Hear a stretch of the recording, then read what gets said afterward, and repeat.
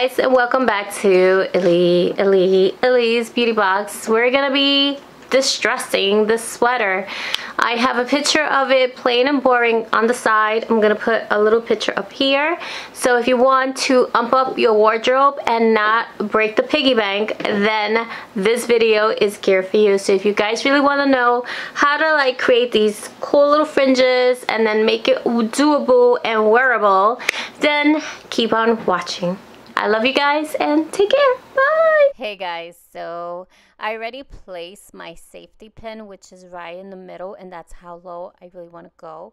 So from the safety pin, I am going to start tracing with an white eyeliner. This one's from Wet n Wild, or you can even use a chalk if you have a chalk handy.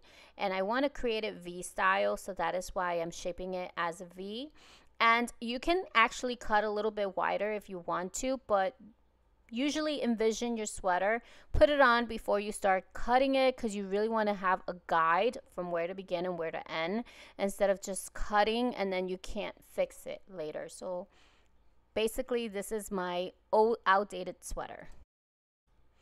Okay, now for the fun part, you're gonna need a pair of scissors. I also grab an eyebrow knife and a pair of tweezers.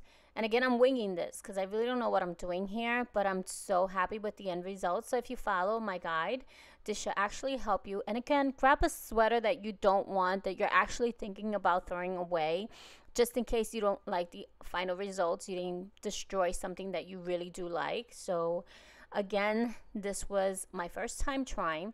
And now I'm creating the fringes with my tweezers, and this actually ended up helping a lot.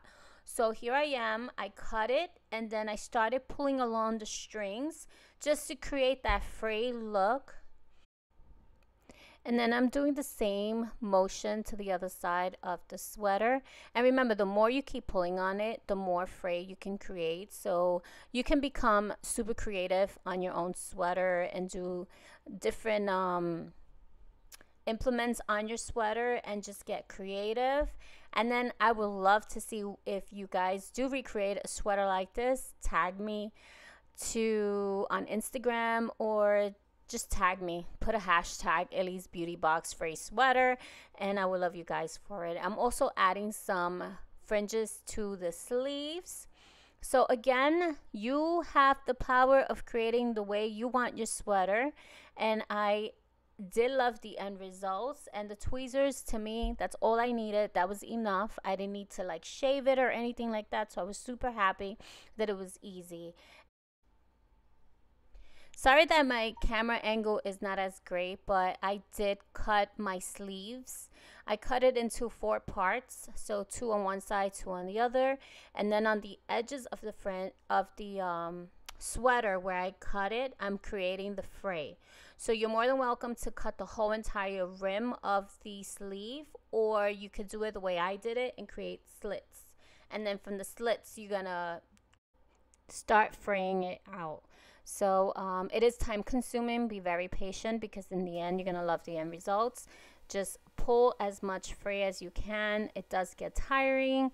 And now I am doing it to the back of my sweater because I love the way it came out in the front. So I created more slits, and from the slits I am fraying out the little hairs from the wool of the sweater. I hope you guys enjoyed this video, and if you did, please give me a thumbs up. If you do want to see other ways how to ump up your wardrobe and stay trendy, then definitely hit a like to this video. Leave a comment down below if there's anything that you really want to be on the lookout for, and that is it. I love you guys so much. I want to give you guys mucho cariño, mucho amor from the bottom of my heart. I want to wish you all a beautiful Valentine's Day, and that is it. God bless and take care. Adios. Bye. Bye. Bye.